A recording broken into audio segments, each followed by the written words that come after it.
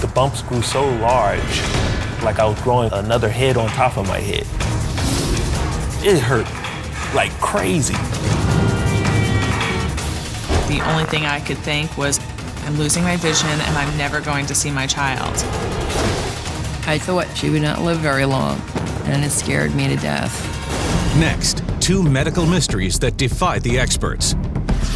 When star athlete Lonnie White develops strange, painful bumps on his scalp, he has no idea that over the next 2 decades, his body will transform in ways no one could ever have imagined. I look like an elephant man. Then, when Teresa Racklin experiences bizarre distortions in her eyesight, each day becomes a frightening struggle. It looked like I was looking through a kaleidoscope. I was terrified.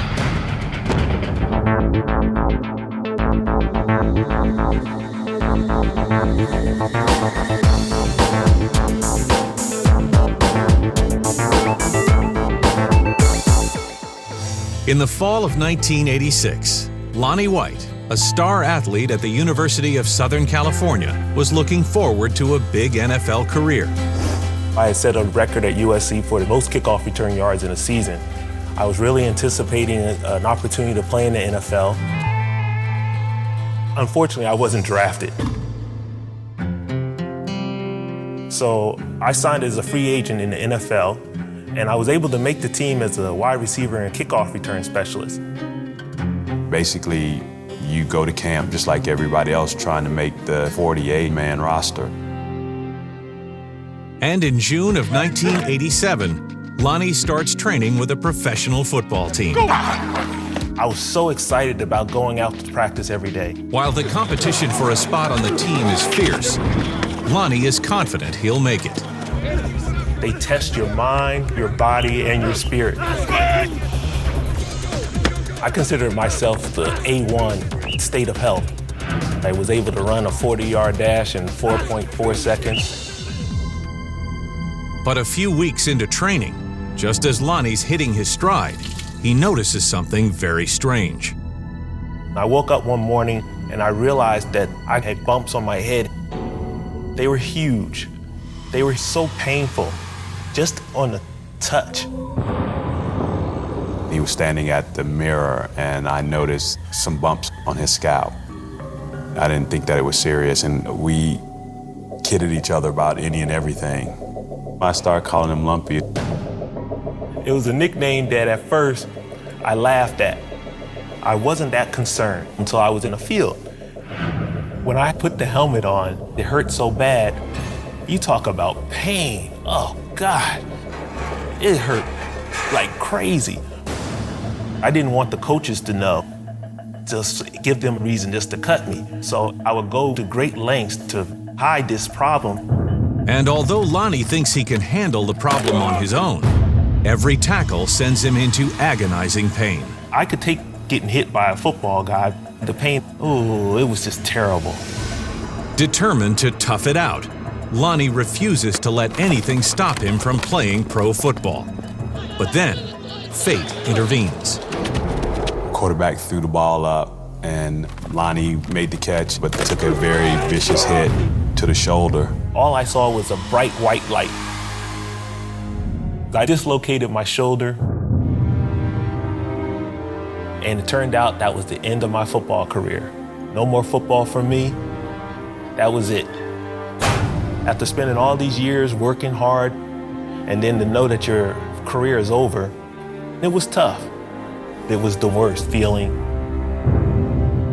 While he's completely disillusioned by the turn of events, Lonnie now has nothing to lose and schedules an appointment with a local general practitioner. And the doctor took a look at the bumps right away. He thought I had folliculitis. Folliculitis is a skin condition in which hair follicles become infected with strep bacteria. The resulting inflammation around the hair follicle can lead to the formation of an abscess or boil. The doctor said he was going to lance the biggest bump to drain it. It really surprised me of how much blood and pus came out. The smell was like sitting in the middle of a sewage dump. And I was so embarrassed. But I felt a relief right away. He told me, oh, don't worry about it. The smell is from the infection. The doctor prescribed for me this powerful antibiotic. I was really optimistic about having this problem solved. Lonnie heads back to Los Angeles. And over the next 3 months, he focuses on starting a new career as a sports writer. I was hired by a major newspaper in Los Angeles. I felt blessed. But it's not long before he notices new growths developing, and they're bigger and more painful than ever. The bumps grew so large, it was like I was growing another head on top of my head. I realized that it wasn't just folliculitis. Even though I had taken antibiotics, it wasn't helping me. Every time one would go away, a new one would pop up. And the big bumps would open up. I had pus all over my scalp. Oh, God, I was so embarrassed about that. All the other reporters that worked at the newspaper would be looking at my scalp. So I decided to go see a new dermatologist. The dermatologist examined my scalp and said my skin was inflamed. He was concerned about why my body wasn't responding to antibiotics, even though I had signs of infection. So that worried me. Hoping to pinpoint what kind of infection Lonnie might have, the doctor runs a battery of tests and even performs a biopsy. But the results came back negative. It just added to the frustration I was going through. Baffled, the dermatologist can only conclude that Lonnie has ingrown hairs and prescribes a medicated shampoo to relieve the inflammation. I was very skeptical that this was going to work. I took a shower and I washed my hair and it tingled. And so that feeling gave me hope. By the second week, I didn't have any new flare-ups. And so I was very excited about my future. Finally, Lonnie's life is back on track. He begins to make a name for himself as a sports writer over the next few years. And he even starts getting calls to appear on the local TV station as a commentator. He covered a vast array of sports teams in the LA area, so it looked like his career was taking off. I felt that things were coming together for me. And in 1994, just when Lonnie thinks his life can't get any better, he meets the woman of his dreams at a New Year's Eve party in New York City. When she looked at me and I looked at her, we both smiled. We hit it off right away. When I first met Lonnie, he was very easygoing and easy to talk to. She was just so compassionate about life and people. Initially, Lonnie was busy traveling. I worked for a sportswear manufacturer based in Manhattan. We had a long-distance relationship. And as we got to know each other, I really fell deeper and deeper in love with her. And I felt that this skin issue was behind me. But just as Lonnie begins to believe the vile growths are a thing of the past, a frightening new development suddenly emerges. One day I looked in the mirror, I noticed a bump on my cheek. And I thought it was just acne and would go away. And then within a few weeks, it went from the size of a penny to the size of a golf ball. And I was so embarrassed. I was scared to see how serious the problem was. I needed help.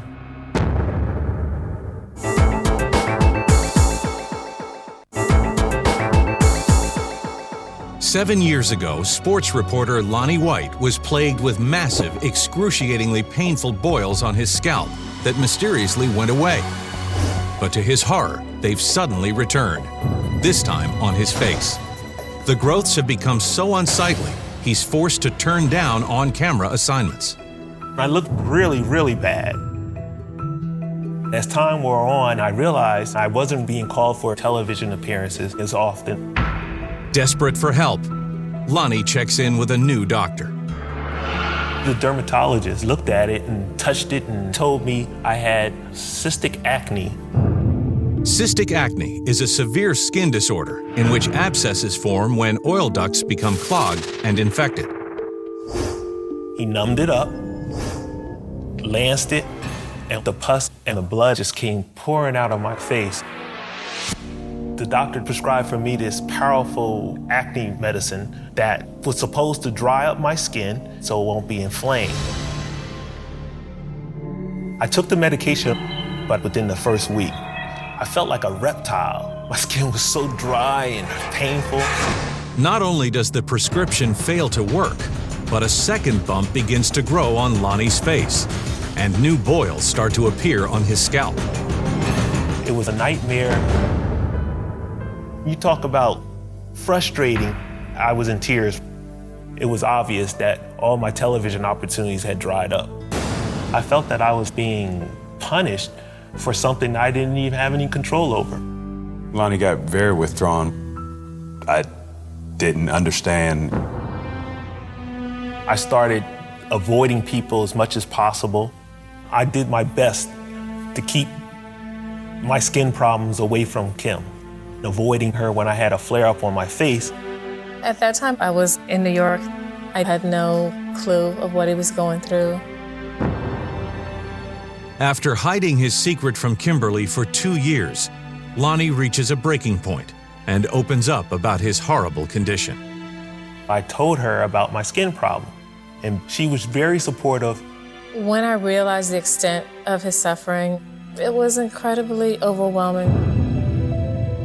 We came to some conclusion that she was going to move out to Los Angeles, and I was so happy. While Lonnie is thrilled to have Kimberly by his side, he's totally unprepared for the disturbing turn his health is about to take. I told Kimberly that something's not feeling right under my arm, and then she looked at it. Her face told the story. It was one of those moments that you just realize that whatever you hope for isn't gonna come true. He developed them under his armpits and then in his groin area. When the boils would erupt, they would just ooze pus. I was in disbelief. Unnerved by the state Lonnie is in, Kimberly encourages him to meet with a new round of specialists. I went to doctor after doctor, but no one could give me answers. It was very frustrating and taxing. These monstrous things, they hurt, they were ugly, and they smelled. You can't help but wonder, why am I the person suffering from this? There were moments where we were both sort of depressed and overwhelmed. He definitely became more inactive. He stopped playing basketball. I just became less and less of the person I used to be and more of a person just trying to survive. I always had a spare 2 or 3 changes of clothing because you never know when you'll have a flare-up and it might stain your clothing. I just wanted to get through the day and just finish my job. And I wasn't even embarrassed anymore. It became a way of life. As the years go by, Lonnie's mysterious disease ultimately leaves his skin permanently damaged. I had so many lancings on my face that scar tissue began to develop. And once you get scar tissue, it just becomes like just dead flesh, and that's what was laying on my skin. I looked like an elephant man. Every day I would pray to find some kind of solution for this problem. Finally, nearly 2 decades since the devastating skin condition first set in, Lonnie's prayers are answered. In the summer of 2005, he tracks down a new doctor who specializes in rare skin disorders, and his gut tells him to set up an appointment right away. I was on the internet, and Dr. Jaffer was a name that just kept coming up. On a warm day in June, Lonnie meets the man he hopes will be able to explain his mysterious disease.